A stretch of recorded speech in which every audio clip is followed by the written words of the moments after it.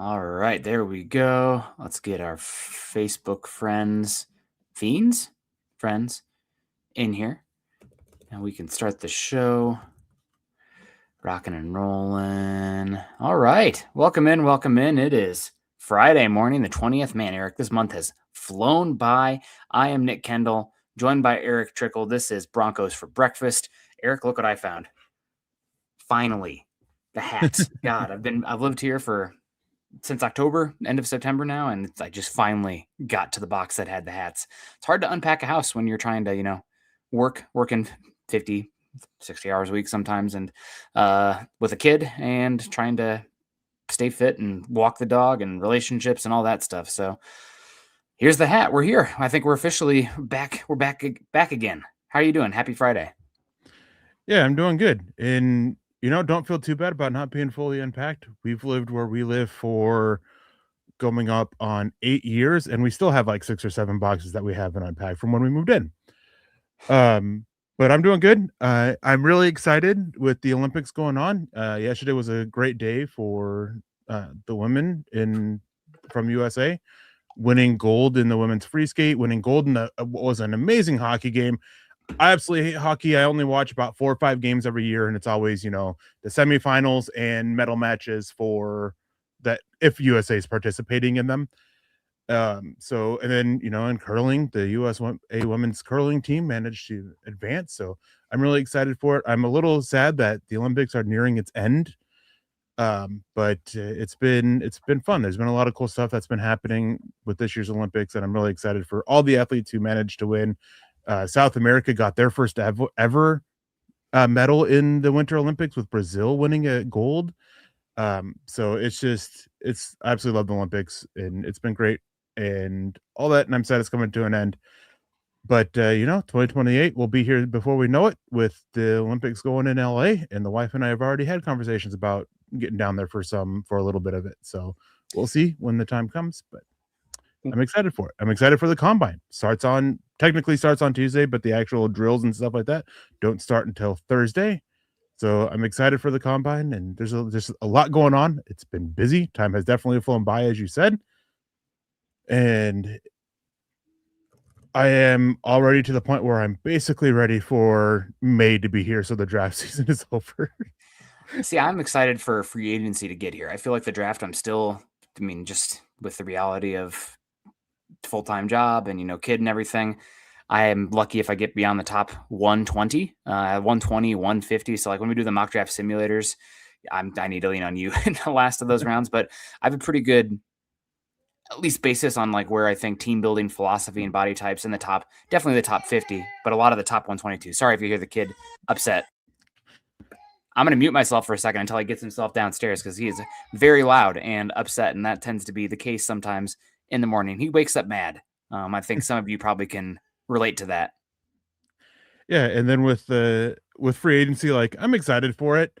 As I always am. It's always nice to see which way teams go with how they look at how they feel their needs in that, because I'm firm believer, and a lot of teams seem to believe this as well. You don't go into the draft with any needs. You fill your needs in free agency, and then you look for future needs through the draft, and you fill those. With some exceptions, like the Raiders, they'll probably go get themselves like a bridge quarterback or something, or just rely on Geno Smith for that, and then go on quarterback in the draft with the first overall pick. But so I'm excited with that, because that gives us a little bit more insight. I'm excited for the pressers at the combine with Sean Payton and George Payton. With all the talk about Sean Payton giving up the play calling duties, we'll probably get an answer at the combine presser, and I'm just curious about that. I think it's safe to say that in some way, David Silva is going to have a little bit more of a voice on offense than Lombardi may have had, and just curious to see how that is planning, how that figures out and goes and everything like that. Maybe it's just he's leading team meetings. Maybe he's having a little bit more voice in the game planning, but Peyton's game is calling plays. Maybe flip-flop play calling duties or something. I don't know, but I'm just really curious to see the answer for that. But with how long this draft season has been already, and don't get me wrong, I'm excited that Denver made the playoffs and it did. It's always that overcross with getting ready for the Senior Bowl and the Shrine Bowl when still games going on. So I'm trying to do three different things at once. it makes for a very exhausting time in continuing to now get ready for the combine with the Olympics going on, which isn't necessarily my job, but it still makes it for being a very exhausting time.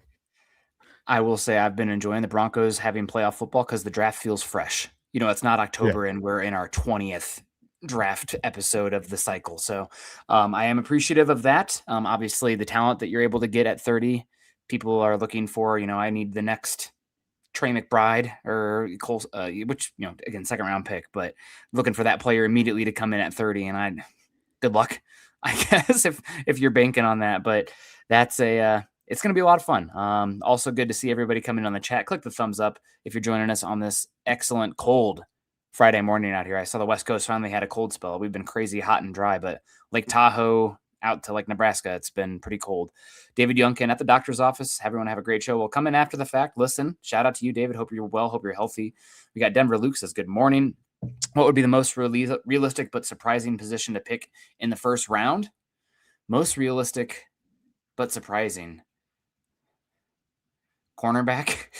God, I hate to say that. People are gonna freak out, but you have two of your top 3 starters on expirings. I don't know if they really think Chris Abrams is starter quality. And also, what's the path with Jahdae Barron? I mean, we know Vance Joseph in October and November said the plan is boundary, but is that still the case? Is he going to end up at safety long term? And there's value at cornerback, I think, to be had at pick 30. So maybe that ends up with you moving Moss or McMillan with that move. But one that would be like, if it happened, I'd be like, okay, people are going to be pissed, but I understand the pathway. I think you can toss in safety too, kind of the same thing. But cornerback is one everybody I think will lose their mind if Denver goes at 30, but it's a value position and you are going to have some turnover here very soon. Yeah, I mean, I was going to say defensive back, either safety or corner, and both of it just deals with the contract situations with it as to why I could see it being a realistic option. You touched on it at cornerback. Moss, this is the final year of cost control. Jaquan McMillan, he's technically a free agent. He's a restricted free agent, but either way, this is the last year of cost control for him, unless Denver tags him and another team signs him to a deal, and Denver's like, all right, we'll take that second round pick because I'm working on the assumption he's going to get a second round tender, and goes on from there. And then you have, what are you going to do in the slot? Is it going to be Jahdae Barron, who, even though Joseph said they see him on the boundary, well, his body of work suggests more nickel. Maybe it's just a thing of that's what they had him accustomed to or what, but that's an option there. And then Chris Evans-Drain, when he had to step in as a starter this year, it wasn't great. It was rather rough. The lack of physicality just consistently showed. And then safety, Brandon Jones and his contract situation and coming back from an injury. You can get out of his deal, save a lot of money. You can look at getting a safety for it, and even bring back PJ Locke on a cheaper deal and have him compete as a starter opposite with Talanoa Hufanga. And, part of the reason why they brought Hufanga is they viewed Locke and Jones similarly with what they can do for the defense. So I think defensive back is a very realistic option, and it's going to be one that would surprise a lot of people and even tick off a lot of people as well. What I implore Broncos country to do in that situation is to go back in the last 5 free agencies and look at the available corners that you can sign, because you're going to be looking for a cornerback too with boundary, depending on what the plan is and the pathway and the play of Barron. Ideally it's him, but right now we don't know. And you do not want to go into, I know where people probably, you and I are very draft and team building oriented. So we're always trying to think ahead to like make sure that you have cost control options in-house, so you don't enter a free agency having to pay somebody. And also, even worse, entering the draft where it's like, I have to go this position round 1, otherwise my season is tanked. We've seen Denver with that.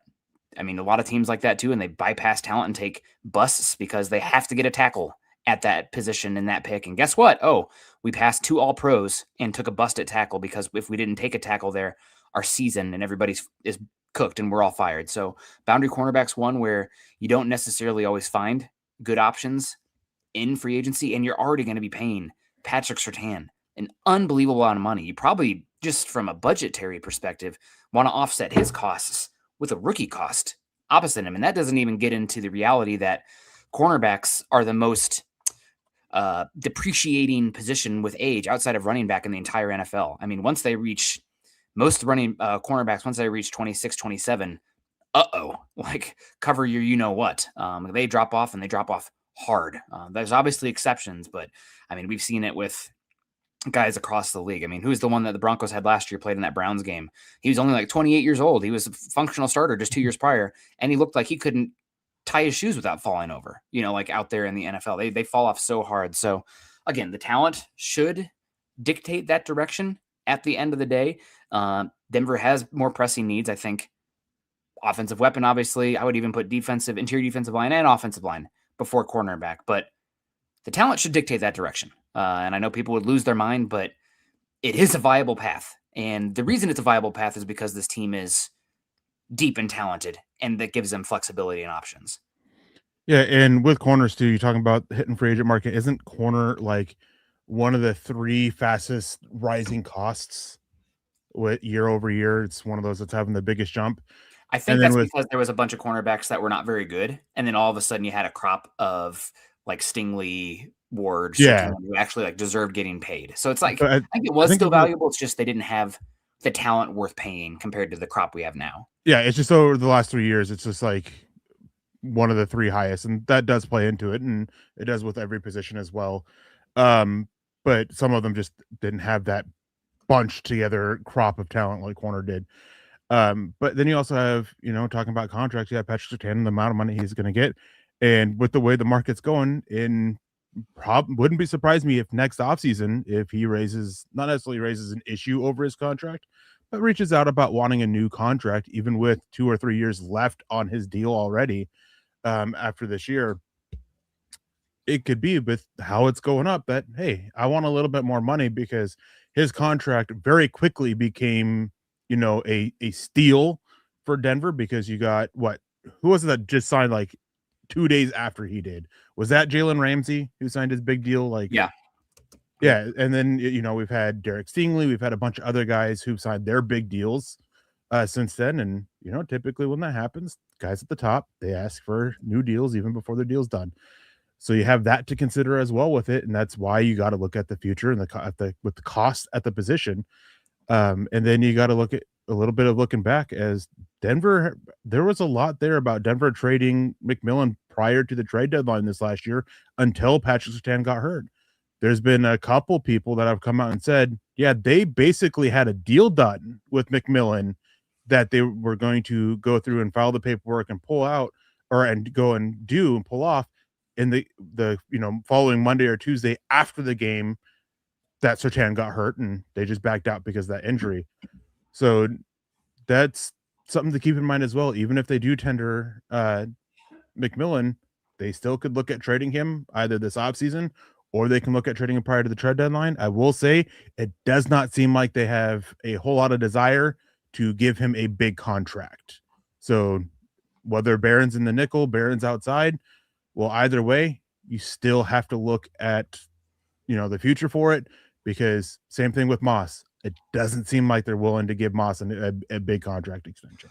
I think right now Moss is a $16 to $19 million a year player on the open market with the ability to play man coverage. And that's cornerback 2 money right now. And why is that seems a lot for cornerback 2. When you look at the cornerbacks, that puts him in like the 15 to 18 range. But as we talked about earlier, second cornerback contracts are somewhat rare, because not necessarily rare, but like the big splashes at second cornerback contracts don't happen as much. I think there's only been Eric, you can correct me if I'm wrong. I'll give out a shout out to Brett Coleman, who had this stat. I think last year I can remember rocking Mills as a baby and reading this being like, oh my gosh, that's insane. Just weird how you have that's how my memory works, is like at a time and place. Boom, there's that information. I remember looking at that, but it was something like there'd only been like one 26-year-old or older first team all-pro cornerback in a decade. I mean, it's just not a position that ages well. It's one reason, I remember being on these shows and being like, appreciate Von Miller right now, because his ability is depreciating and it's going to close at some point. He's going to be gone. We're right there with Pat Surtain right now. I know he's younger, but he plays cornerback. It's kind of where that we'll see how he ages, but the next 2 years, probably as good as it gets for him, and he is big and long and technical. So like I think he has a chance to age more gracefully, but that's compared to a lot of cornerbacks who fall off a freaking cliff, man. It is ugly in a hurry. Yeah, I remember having a conversation a while ago. It was like 2, maybe 3 years ago about running backs and their age. And the guy I was talking with just saying, you can have that same conversation with corners. 30 is about that drop off age for them.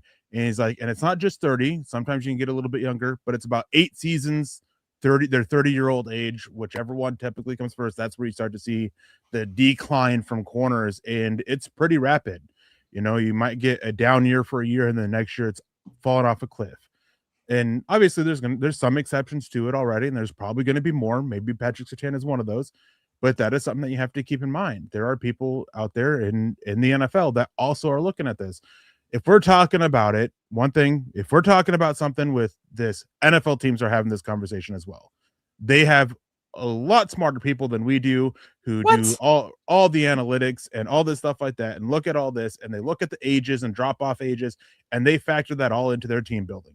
So if we're talking about corners dropping off after, you know, at 30 or 29, 26, year 8, whatever it is, 28, they are as well. Yeah. And that is something to, again, keep in mind with this draft, that corner, it couldn't make a lot of sense for them because of the contract situations that they have coming up, the contract situation with Patrick Surtain, and the ages of these players. Yeah. And again, Denver's at a point where it's really tough because you are in a competitive window right now. So ideally you'd love that 30th overall pick to come in and be an immediate contributor to 2026 season. But like when you look at this team, what positions actually at pick 30 are viable pathways where you can have a no doubt guy who comes in and upgrades the room? Right now it's running back and tight end. And I would say that the odds of Sadiq might be there. I'd put it at like maybe a 15% chance, 25% chance. Love is not going to be there. And I don't think I wouldn't personally trade up for either of them. I'm not giving up a cost controlled day 2 asset to move up for a non-position of value and lose that economic bonus that you get for positions that you're not even really moving the needle. It's not a big benefit against your salary cap to get those positions on the rookie cost controlled compared to defensive line, tackle, cornerback, wide receiver. So really, I mean, at the end of the day, you want to stack the board based on that economic factors, some of the needs as they come up the next couple seasons. But Denver's in a position where they can really think big picture with that move and just take talent as it falls. I mean, we've talked about him, and Eric, I've had a chance to start to dig into him as well. But the Toledo safety, oh, buddy. I mean, he's a maniac. I know safety is not a position of value. Again, kind of goes back against what I said, but like if he's tiebreaker is weighted into the board already, right? If he was that caliber of player as an edge rusher, you're talking top 10.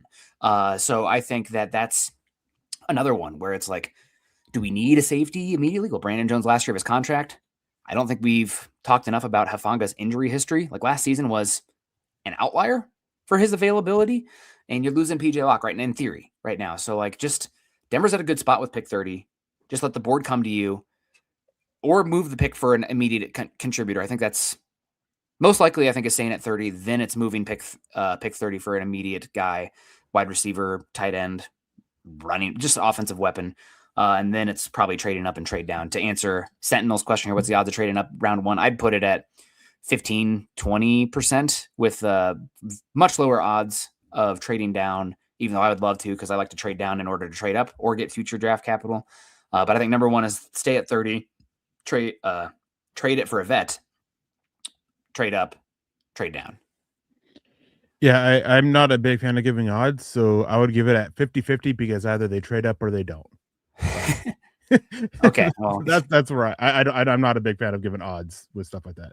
Yeah, for sure. Let's say hello to some more folks coming in here. Sentinel, morning, gents. If you guys are like Sentinel, make sure you guys are joining us on YouTube, liking, subscribing, and sharing. He's just voicing his opinion, Nick, clearly saying we should talking about Mills. Talking about who? Oh, Mills. Mills. Yeah. He wants a screamer off the edge. We're already full at edge. Maybe we trade Cooper. I don't know. Or Ellis. He's another one last year of his contract, right? So like, is it? I think he was in the same. No, he has 2 more years. He has 2 more years. You're right, because that's the Mims Moss class, and Ellis was the one with Bo Nix, where he didn't have a second. You're right. Either way, I mean, if somebody comes and offers you a third-round pick and you can reset the position, you're at least consider it, especially with how good Q Robinson looked there, and I'd love to get him more snaps. Gatorade Gaming, good morning, Nick. What's good, Broncos country? Eric Dillon, all that. David Schlosser Jr., good morning. Everyone give a like for the hardworking gents. If we pick a corner in the first round, it might mean they aren't big on Barron, might already have been giving up on him, or maybe they move Moss to another team. I think the talent should dictate more than anything at the end of the day. If you have, if we always talk about our vertical versus horizontal boards, Eric, on your horizontal board, if you have one guy on a tier that's standing alone, there's very few positions. Quarterback, which wouldn't happen in this class. Maybe edge, unless you have a deal in place. Center as well, just because you paid Wattenberg, and there's only so many paths to the field as center. Yeah. Other than that, though, I mean, you should probably just take the highest guy left on your horizontal board. And that's already going to be baked in, again, positional value and the grade of the player itself. Yeah. In my opinion. I would say that if they take a corner, I would say that it has no indictment of Barron whatsoever, just because of all the other factors that are into it. Now, it could come out and be in that, well, Barron isn't the hit and it ends up busting. But I think at this point, if they take a corner, it is because of the contract situation they have with Moss, with McMillan, and even getting a little ahead is Chris Abrams-Drain, who still has those 2 years left. But he's seen the field a lot. He had looked pretty good as a rookie, but this last year you really saw those issues with the physicality, and they love their corners to be a little bit more on the physical side of things, that they couldn't use that piece for, upgrading their depth and then replacing Moss after the season, or replacing McMillan if they really do see Barron as an outside corner, replacing McMillan when they move on from him, whether it be a trade prior to the season, trade before the trade deadline, or letting him walk in free agency next year. Yeah, and I'm going to speak for you here, Eric, for a second, because I know some people probably listen after the fact or now are being like, these guys are idiots. Cornerback, we don't need that. Offensive weapon, defensive line, offensive line, back seven defensive playmaker. Again, take the talent. You pay your scouts for that. You're not picking a position. You can stack the board based on that, based on needs, based on the value and where these guys come out in the draft, where you can actually find them, what's actually available on the free agency market. But again, you need to be set up using free agency where you have maximum flexibility. Yeah. We're not advocating for Denver to draft a defensive back. We're just saying why it could make sense for them if they did so. Yes. Yep. Todd's coming in. You must have missed the show, Todd. But have you declared Bo Nix a franchise quarterback? Still waiting. I'm not ready to dub him top 10 MVP conversation kind of quarterback, which I think some of Broncos country, earmark it now, Eric. July, is Bo Nix the favorite for the MVP? There'll be people out there, writing articles or stuff. Maybe even High Huddle. I'm not ready for that, but like franchise quarterback, one of the top 14, 16, especially given his age and contract and everything like that. Yes, absolutely. I want to give credit. Don't remember who it was. Do I think he's this no doubt top 10 guy right now? No, he could be. I underrated his athleticism coming out, and I'm excited to see what they can do with a little bit more of a consistent run game. Everybody's freaking out about the wide receiver. For me, it's the run game. I think for Sean Payton as well, and figuring out the freaking drops. I think we're there. Superstar? Yeah. I don't know, and the question is going to be he's a good enough quarterback now, and this just shows how miserable I am as a person in my head. Don't get in here. It's okay, he's good. I don't want to be paying him top 3 resetting market contract for the quarterback. I don't think he's that kind of guy, but we have a few years to wait and see about that. Well, we actually had a comment about that, and I wanted to ask you, Sentinel Supreme, how likely is Bo to take a cheaper contract to help the team out like what Brady did? Not so much taking a cheaper deal. I don't think he's going to take a cheaper deal. That typically doesn't come on that first contract. It's very rare. Doesn't mean it won't happen. It's a possibility. I just don't see it. But where do you see that contract coming in on the average per year basis for Bo Nix, which is going to be coming next season? After 3 years, that's when you're eligible for extensions in the NFL. This is season 3. Where does it come in at? If you want to give a range, you can give a range. I would hope, especially if Denver's getting it done early, because they'd still have 3 years of control with the year 4, 5, fifth year option, and then the tag as well. Which the tag would be expensive, but also like it still is a negotiation tool to have in your back pocket. So like you're not forced to do anything. I don't think he's going to be. I would love to get him on the contract of like Sam Darnold or Baker Mayfield. I think he's going to get more than that. I think I'm probably playing some hardball and hoping that it's 45 to 50, especially if you're getting it early. Get him that money in his pocket immediately instead of, the 3 years of control, getting in that guaranteed in his pocket.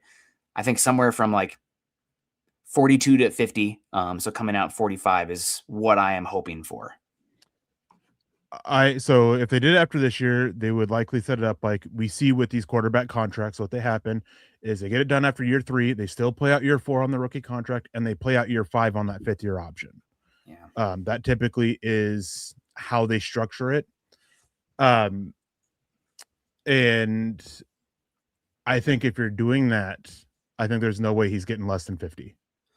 Because you are talking about multiple contracts for quarterbacks that are coming in.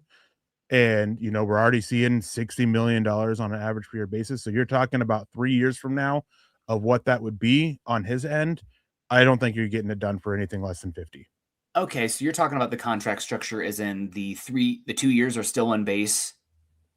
So what he's already getting paid, and then it kicks in on that year when he would become a free agent. Actual extension would hit. So 27, 28, 29 would take place in what, 2030, right? Am I doing the Okay, so my question then would be, what would it actually be AAV if you include those 2 years of the rookie contract, or 1 year if you don't exercise the 5th year option? It would 50 million. 50? If you're I'm including those in it. Okay. I think you can live with, again, 50 is probably that I come at 45 thinking that I would accept 50.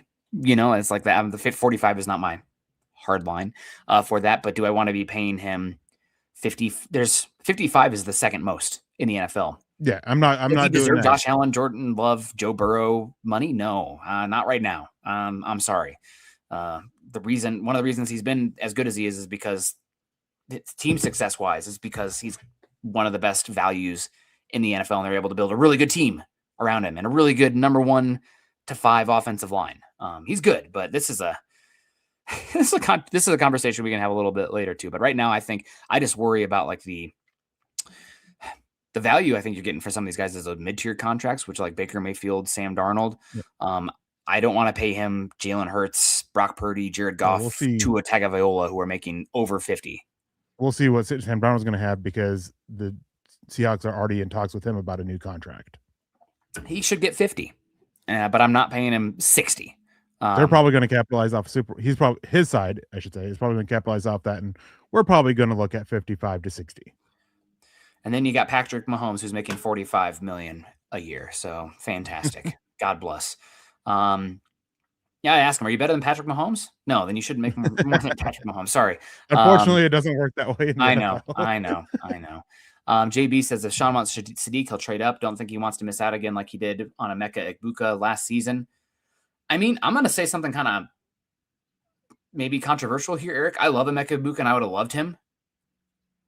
I thought what we saw from Pat Bryant down the stretch, I don't know if there is any like buyer's remorse right now, like with the health. Maybe we'll see, but like Pat Bryant looks pretty freaking good.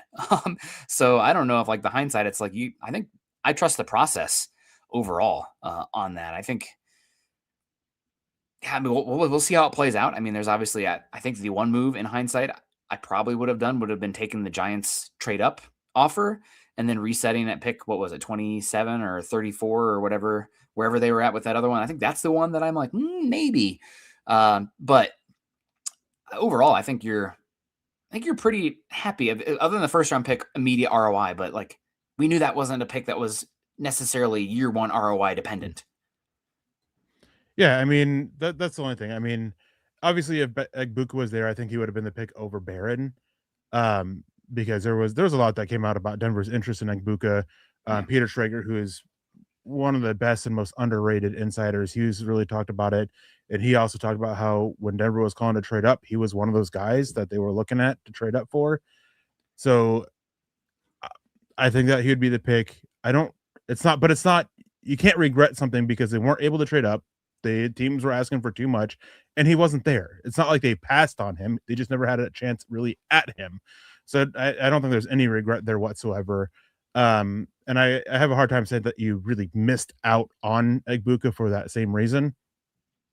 I think that I don't think they have any regret with anything.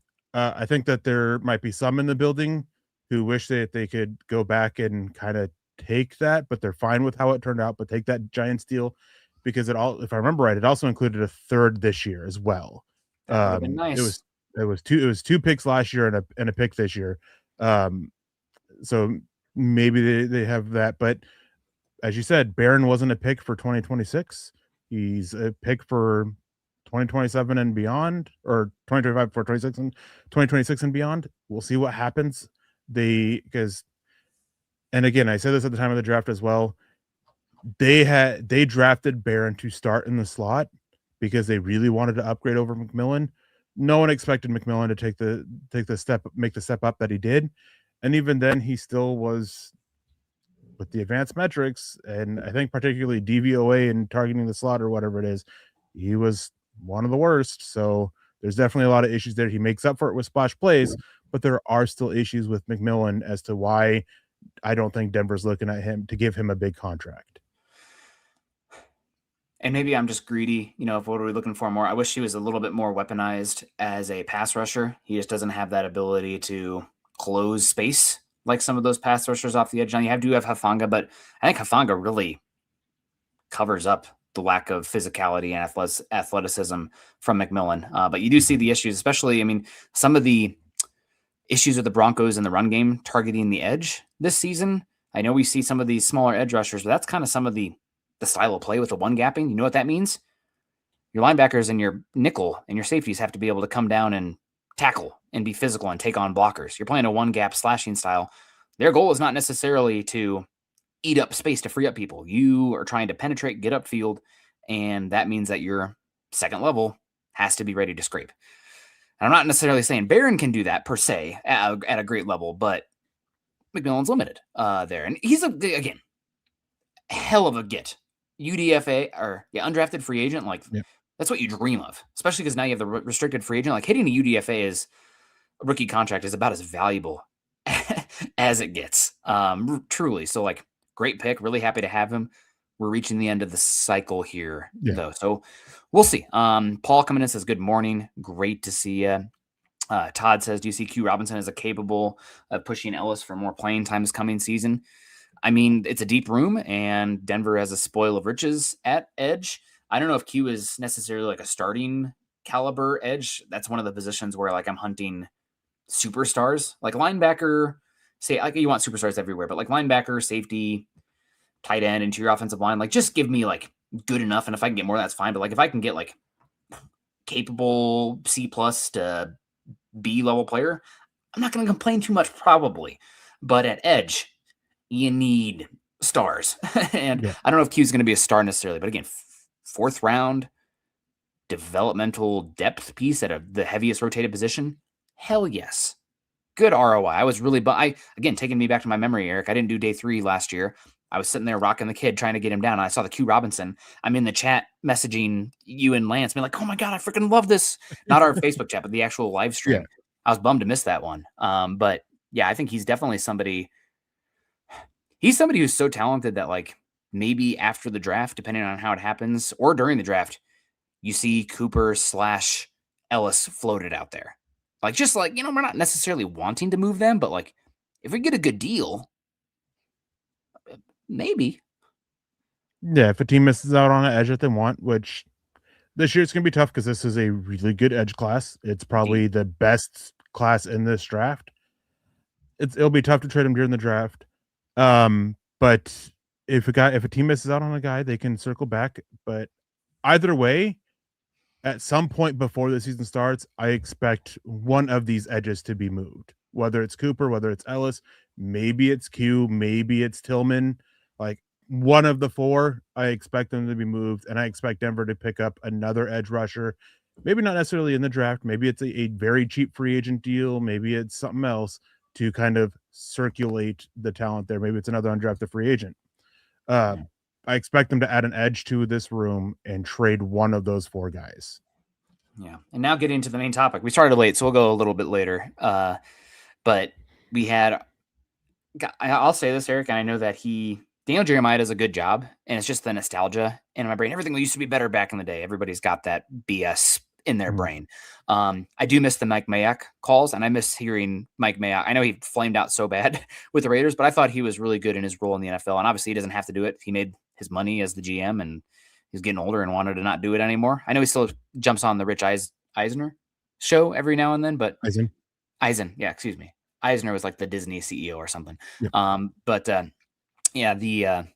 do miss Mayock every once in a while, but Jeremiah does a hell of a job as well. And he had a few comments about the Broncos specifically in his call. And I did want to get to them. So shout out to Parker Gabriel over there at the Denver Post, because he pushed some of these through. So he had 2 positions he said the Broncos need more than anything this offseason, which he missed linebacker. He did talk about it a little bit later on for the Broncos, but he said running back and tight end are the 2 positions. True that Denver should at least be able to raise the floor through free agency. Now, that doesn't necessarily mean they wouldn't draft a guy round 1 or both of these positions in the top 100, but they're 2 of the 3 positions where, like, you have to bring somebody in, period. Yep. You got the money to do it. There's going to be options. You cannot go into the draft where it's like, oh my gosh, we have Nate Atkins and Evan Ingram as our tight end, and Lucas Kroll as our tight end options, and our running backs are Jaleel McLaughlin and RJ Harvey. They will be doing a move at running back and tight end and linebacker, of course, as well. But he said specifically, the first quote here I have, it says, thanks Notre Dame's running back Jadarian Price can move into the late first round conversation. Potential fit for the Broncos, somebody who I think can be a complement, a 3-down back to pair with RJ Harvey.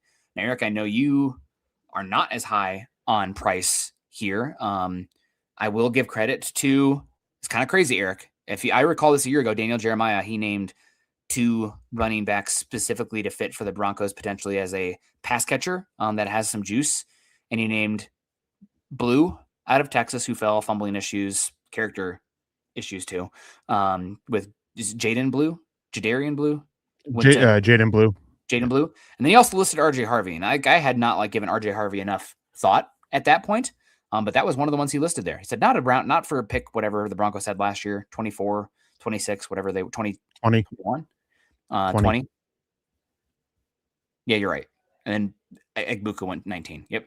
But he's like, I wouldn't necessarily take Harvey or Blue round 1, but like day 2 in the conversation. And sure enough, that happens. So yeah, he says that he thinks Price is somebody who could be in the late first round conversation, 3-down back as well, and an option for the Broncos at 30. Now, me personally, I pucker up a little bit at the thought of him at 30. I'm fine with him. I mean, if he falls to like their 2nd round pick, what is it, 60 or 62? Like, sure. 62. Yeah, God bless. Give it to me. I mean, that's fine. I don't know where you sit on that, but his ability as a kick returner, I think he is an explosive back as well. And I think that some of the fumbling stuff hopefully can be cleaned up. I'll let my coaches and Sean Payton decide that. But like from an explosive element, has a lot of tread on the tires still. Day 2 is fine with me for him. 30, I have a harder time with it. So I have a lot of issues with Price, and it's often gets pigeonholed as just fumbles. Fumbles is a big one, but it's also how those fumbles come. And I'm really curious to see what his hand size is, because there is actually a pretty good correlation between fumbling issues and hand size, especially at the NFL level. And it's not how he holds the ball, it's the grip. And he just struggles to keep a hold of it. I also don't think he's a 3-down back. He has like less than 15 total catches in his career. He only averages 10 touches per game, if that. He's explosive, don't get me wrong, and you can develop the receiving ability, and that explosiveness that he brings can help in the receiving game, but he's not very overly tested as a receiver. So we haven't seen a whole lot there, but so that's projection. Just because we haven't seen it doesn't mean he can't do it. Pro Day will be big for that. They're going to put him through the gauntlet because it's not like, just to the caveat here, Eric, I'm sorry to interrupt, but like Love is so talented out of the backfield. It's like, well, why would you play Price exactly in that role? And that's what I was going to say is they'll test him there, just like with Harvey. wasn't used as a receiver a lot. They put him through the ringer at the pro day to be very confident in his receiving ability. And Sean Payton talked about that after they drafted him, is how they put Harvey through the ringer. So they can do the same thing with Price. Again, it comes back to the touches. It comes back to the fumble rate. This season alone, it was like a fumble every 39 touches, which for a guy who's getting less than 10 touches per game, that's really concerning. Can't have it. Especially if you're looking at him for a bigger role. And man, we harped on Harvey for his blocking ability. Price's blocking ability makes Harvey look like he's an elite blocker. Like, it is a complete waste of keeping Price in there in the backfield as a blocker. All he's doing is just taking up space that your quarterback can use to maneuver in the pocket. I have a lot of issues with him. I wouldn't take him at 62 with 30 or 94 would be their third round pick. I would consider it just because of that receiving ability. But for me right now, before the combine testing, Price carries a early 4th round grade for me, based off of, what I've seen on tape, the production, all of that. Damn. Well, that's very different than Jeremiah there. So we'll see. I think he's very talented. And also, I love the kickoff value aspect as well. Now that you're not taking that for pick 30, right? But it's a nice aspect. At least it's another way that he can make an impact on the field, and something that I still haven't truly gauged the value of it. And I hope the league actually changes it, because getting the ball in the 35 or whatever, it's beyond stupid. I know they're trying to force teams to kick it. So they want to have penalty if they just kick it out. But the 35 is just so dumb. You're one first down. You're 15 yards away from a field goal attempt in today's league. It's just, I can't stand it. But next thing from Parker Gabriel Daniel Jeremiah via Parker Gabriel, who compiled these on his Twitter, said, asked NFL Network's Daniel Jeremiah about mid-round tight ends who can play in line and have also been involved in the passing game. So why? Ideally. But you also can have some F or H as well. He mentioned Sam Roush and Michigan's Marlon Klein, who I have not watched much, Eric. His name started to come up a bit. Also says Max Clare's his favorite mid-round and would be a good value for the Broncos. Luca Evans, also over at the Denver Post. So shout out to him, or Evans, as Peyton likes to call him. You don't know anything about filling the gap and coming downhill. Luca said an AFC scout told him he thinks there's no true Joker type guys in this class, which is interesting, because I feel like there's a lot that are not good blockers that need to fill the Joker role, which makes me scared about a lot of them. But he says on the call, Daniel Mara said he likes Kenyon Sadiq. He does not think he's in the same grade as Colson Levelin or Tyler Warren last year, which I'm happy that's coming out from a voice of authority, because I feel like I'm losing my mind with some people being like, oh, you bring him in, it's the same thing as Warren and Levelin last year. No, hell no. And I think Sadiq's one thing I want to get straight to, kind of been talking about on Twitter. Sadiq is a good blocker in the slot detached move FH role. I don't know if he necessarily has the build that you want him living at Y. Now, there's obviously certain personnel sets where he can dabble at it. And for me, he's a versatile enough blocker with being an athlete that at pick 30, yes. If he's there, I'm fine with it. Tight end, even though it's not a high paid position, he just makes you so much more multiple. No issue. He's not coming in like Loveland or Warren last season, and that's okay. That's fine. I think it's much more of I've been trying to think of a comp for him, Eric. I've thought of Vernon Davis as one, because I'm afraid to use Noah Fant as one. I don't think he's as S-word as Noah Fant is when you see him as a blocker. But yeah, I think he's a very good player, but he's not this first round. I don't think half the teams in the league are gonna have a first round grade on him. One thing Sadiq there's enough there that he can be that math changer when he is lined up in line. He does make you a little bit more multiple. He's one of those guys that gives you a little bit more options with how you can use Ingram as well, just because of the versatility that he has. I'm with you. I'm not sure. He's not a guy I would trade up for. If I am, it really would depend on how the board looks when we're getting to like 25 at the earliest. Yeah, like that's the only point I'd even consider it. But it just really depends on how the board looks and who. How far can pick 30 and the Saints' 4th round pick get us? Yeah, that's kind of where I'm at. Not even the Saints, our original 4th round pick. I'd be okay with the Saints, but I hear you. But not that he's on the same level as them. I think that the way you're going to have to use him as a rookie is going to be similar to what the Colts did with Warren and Loveland, and the Bears did with Loveland. They kept them as little exposed in line as blockers as they possibly could. A very good Colts beat guy came out and he talked about that there was just a lot of issues they had with Warren as a blocker, that they didn't want to expose it. And then the Bears, when you just watch the Bears, you can see that they didn't want to leave Loveland in line as a blocker and have him be exposed. I think there's some really good a good body of work there with Sadiq as a blocker at Oregon. I think he kind of fell off a little bit towards the mid-season. Who was it? Jeff Schwartz, big Oregon guy. That's where he played. And he's kind of talked about this a little bit, is he was doing well, got banged up a little bit, got healthy and started doing well again as the season went on with Sadiq with his blocking. But when you watch him, you still have a lot of issues that leave him there in line full time. So yeah, I mean, there's a lot to like with him, but I don't think you're going to get anywhere near the same impact. And my comp for him is not quite athletically, because I think that there's a lot more with the other guy, but in terms of style and how I see their projection going, he is very similar to David Njoku. With what they were. Njoku was a far better athlete entering the NFL, but he is one of those guys that you can help you be a little bit more multiple, can do a little bit of work in line, a little bit better in the slot, and very similar to Sadiq in that play style and where they are at as a football player. The one thing I will push back on that is Njoku has an unbelievable frame that he was still filling out coming into the NFL. I think he's like 97th percentile in length. Like he's over 35, where Sadiq I think is going to be long, but I think he's maxed. Man, like Njoku, I think had the ability to come in and put on another 10, 15 in the league. I don't think Sadiq can put on another 5 without it being sloppy.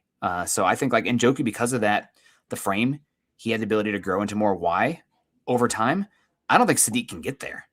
It's why I specified play style. Yeah. I know, but I just adding context to it. The other thing is, one thing I'll push back on, just again for context, not against you, but just for the chat. Yeah. The utilization of Loveland compared to Sadiq.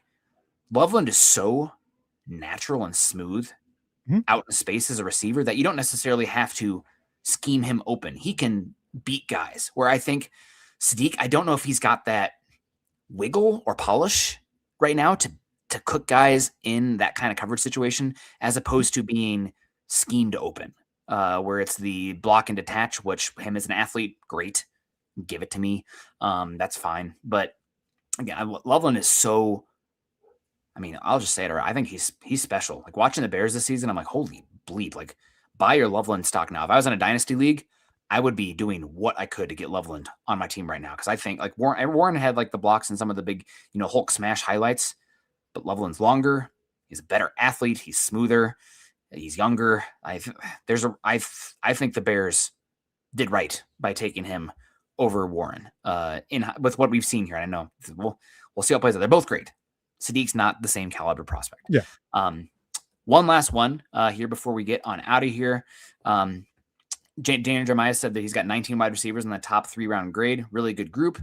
Kind of hard for the Broncos given the pathway of playing time, but I feel like I've listened to some people talk about it for the Broncos. And while there isn't like this obvious path to playing time for depth at wide receiver 3-4 on the open market get paid stupid money. I mean, Romeo Doubs is going to get stupid money this offseason. Alec Pierce, good number 2, going to get paid number 1 money.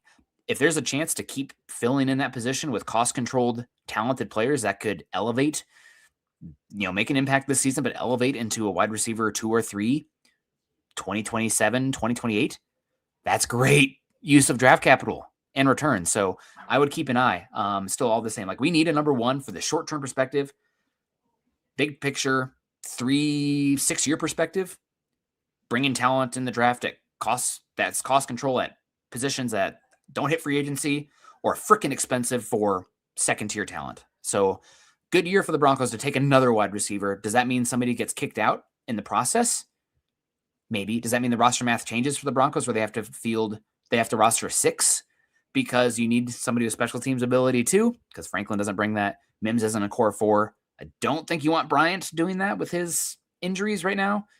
Sutton doesn't do that, but still something to consider. One last one, Eric. I found that one there when I was scrolling Parker or Luca's Twitter, but also there's one more player that Daniel Jeremiah mentioned specifically for the Broncos, and that was right now the number 1 most mocked player to the Broncos, Eric. CJ Allen, Georgia linebacker. I think he's the number 1 in terms of the fit right now, falling to Denver in the mock draft database. But they don't weight that based on the more recent mocks, so it tends to be. I wish they would. Maybe they'll do that eventually, because like we get new information and things change. Who people were mocking to them in October doesn't necessarily mean as much as who we get today. But he mentioned that Georgia football linebacker CJ Allen mocked the Broncos with his most recent mock at pick 30. He said, I think he'll run like a 4.5 once we get a chance to see him in Indy. He's just a real physical player. This is a fast defense, a lot of fastballs. And then what that can do is sometimes it can create a little bit of space there, and he can suck that space up, something that we've complained about this Broncos team. Not the most important thing, but if you can get it, it'd be great for that sideline to sideline.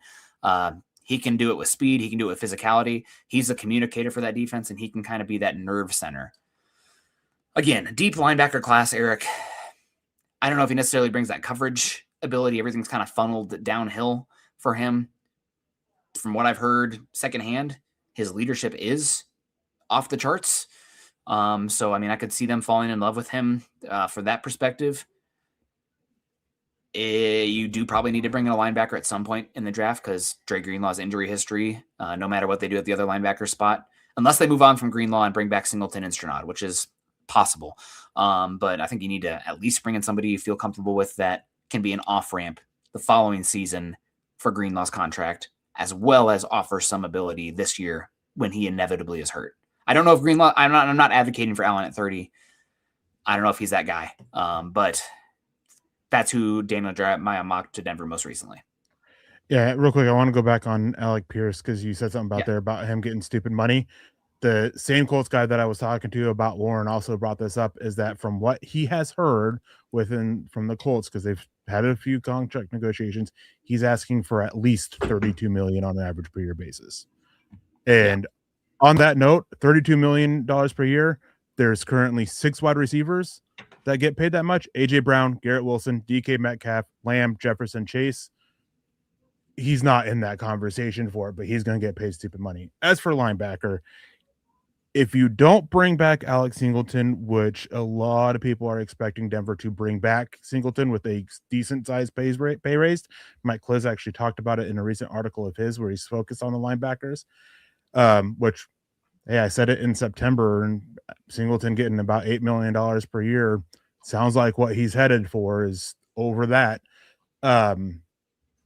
If they don't bring back Singleton, I'm fine with Allen. I'm not overly sold with him at 30th overall, just because I have so many qualms about his lack of length and coverage. I think you have a very limited room there with him to grow in coverage. The football instincts and the smarts are great. Don't get me wrong. But again, length in that and wingspan as well. It's not just pure arm length. It's about narrowing those throwing lanes of those over routes where you're trying to dump it over linebackers, under safeties. Do you want those longer guys to kind of shrink that window? I question his ability there. And that's just what keeps him out of the first round for me. Now, slight trade back or even moving up from 62, all right, because he is a very smart linebacker. Like, I can't highlight that enough. He probably is not necessarily the smartest, but one of the smartest linebackers I've ever scouted, and some of the best instincts I've ever scouted from a linebacker. And he works so well downhill. You do need to worry. You do have a little bit of worries about the tackling. It wasn't a bit. He didn't miss a lot of tackles in college, but he doesn't wrap up. He's not a consistent wrap up tackler. He's a guy who brings force into his hits and uses that to knock guys down. A little bit harder to sustain that at the NFL level. But with what he can do as a downhill player, I think that is, I mean, I think you're getting an upgrade over what Alex Singleton brings there, even with him as a rookie, with Allen as a rookie. You're getting a little bit of an upgrade there. And even working sideline to sideline, you're getting a little bit of an upgrade there. Really curious about the 10-yard split. 10-yard split has a really good correlation with NFL success for linebackers. And you mentioned about 4 or 5. That's a fantastic number for linebackers. I heard that he can push right around 1.5 for that 10-yard split, and that would be in, almost an outlier speed for him with that 10-yard split. Yeah, I mean, for me, if you're sitting there at 30 and you're hellbent, again, we are dealing with 20% of the information that these teams have from like medicals and like how these guys are wired and everything like that. But I don't think CJ Allen is so different or better than potentially adding a Jake Galladay or maybe even a Josiah Trotter in that range too, who I think are really talented. That like if you were like, okay, when you want to come away with a linebacker, kind of like I said last season when Denver was picking at 20, move down 10 spots and reevaluate the board because somebody still good is going to be there at pick 40, pick 50 in this class that you can accumulate more resources that you can then move back up in the draft to go get. It's not necessarily getting more picks, but it gives you ammo to change the board and be aggressive in different ways. Maybe it's day 2. All of a sudden, that's where the A.J. Brown trade is because you gathered the resources moving from 30 to 45, and you're able to bring in somebody else along with that. I don't know. But again, we've seen this Broncos team. They are going to move up and down and around and side to side and upside down to give themselves flexibility to be aggressive when it's needed. Well, it hasn't been a round 1 move, but day 2, targeting specific guys and skill sets, which I think is much more the prudent strategy because you don't have the premium capital of those first round picks. But we'll see. Denver's in a different position than they've been since 2014. So long show. Well, actually not. Right on time. My fault for, I don't know if I told the chat, I told Eric and Dylan, but I made the coffee. I worked out this morning, woke up at 4:30. Hell yeah, getting mountain strong. And got the coffee ready, came upstairs and showered, and I went back down, and it was just hot water in the coffee pot. Forgot the grounds, so had to reset. But we're here. It's great. And we'll be doing another mock draft on Monday. Eric, I did have one final question for you. AFC Scout said there's not a lot of Joker types of tight ends in this class. They know better than me, but like I can see that the blocking is not good from a lot of these guys. So if they're not necessarily talented enough to be Jokers, what the hell are we even doing here? Like, I don't want you sniffing my football team because I don't see anybody who's other than the Texas A&M guy, which after we talked, I went back and I'm like, yep, I'm in. He blocks. I'll see what the measurements are, but he blocks. But I think some of these guys are like Fs at best. And if they're not like dynamic enough as receivers to be Jokers, what the hell? Yeah. A lot of these guys, I mean, I've talked about a lot. There's not a lot of those guys that can do one or the other. And there's not a lot of guys who can just block either. It's a lot of these receiving types, but are they at that level where they can be that mismatched weapon? I don't think so with a lot of them. I think a couple of them have that potential to be with some, cleaning up the route running a little bit, and obviously getting the athletic testing can help with that and get a better idea of what you're working with to get them developed. But yeah, I'm not seeing a lot of those mismatches. I'm not seeing a lot of those guys with the dual capabilities, not seeing a lot of, those great pure blockers either. And some of those guys that we've talked about before, arm length is a question for them. Sam Roush, he's one of them. Riley Nikowski. Which sucks. Because Sam Roush is a fun player, but like the first percentile arm length is like shit. Sorry to cut, but it's God bless it. One thing I will add with that though, wingspan is slowly becoming viewed more with blocking than pure arm length. Especially for tackles. I don't know if that's transitioned out to tight ends yet. But he doesn't show that issue with length in college, but it doesn't mean it won't pop up in the NFL. Again, talent levels, only the best of the best in college last in the NFL. And so, I mean, just because it wasn't he did well with whoever's these guys he faced, can he do that against guys like Max Crosby or TJ Watt? And so it's still a concern there. But there's a lot of these guys that have those issues. A lot of guys that are not showing as well as a blocker as you thought. Or if you dig in deeper into it, you're seeing a little bit more issues with them. This tight end class was viewed as really strong It's a deep. few months ago. It's deep. Like day 3. I'm starting to question a little bit more just because we don't have those mismatch weapons. And that's 90% of this class are those guys that we view as mismatch weapons because they just don't offer enough as blockers. But how many of them are actual mismatch weapons? A lot of them are that fourth guy in that room caliber player that you get out on the field for 10, 15 snaps a game. Right now, based on views. Obviously, a lot can change with the combine. That's what Lance and I are going to get into tonight on the show. We're going to get into the combine a little bit. That technically starts on Tuesday, and then the drills start next Thursday. So tight end is one of those positions that, looking at what I'm looking for, my sheet for what I look for at the combine, it's tight end. Almost every single one has some sort of big question mark that you can get some insight to at the combine. Give me somebody who blocks. Nate Borkerker, Oscar Delp, a big athlete. He has arm length concerns as well. God bless it. I didn't see it at the senior. I'm all waiting for the official measurements. And He's- again, it yeah, doesn't he's necessarily not- have to be he like wasn't at the Senior Bowl or the Shrine Bowl, so it's pure combine stuff for him. But there's been some stuff coming out that he may not have the length that you're looking for.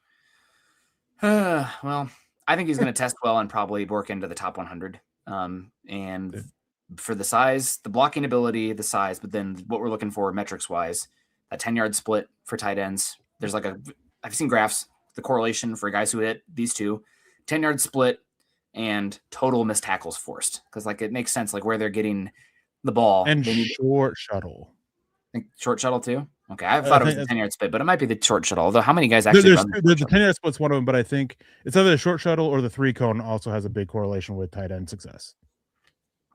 All right, well there you have it, folks. A lot of fun, man. It's draft season. Yeah, this will probably be the best tight end group of all time now. We'll see. It's always when you say something like that turns around. Big E in the house. Good to see you.